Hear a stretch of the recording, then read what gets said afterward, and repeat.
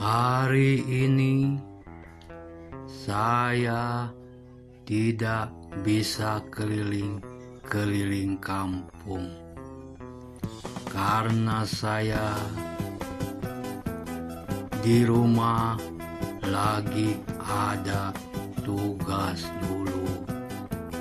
Saya punya usaha UMKM kerajinan anyaman.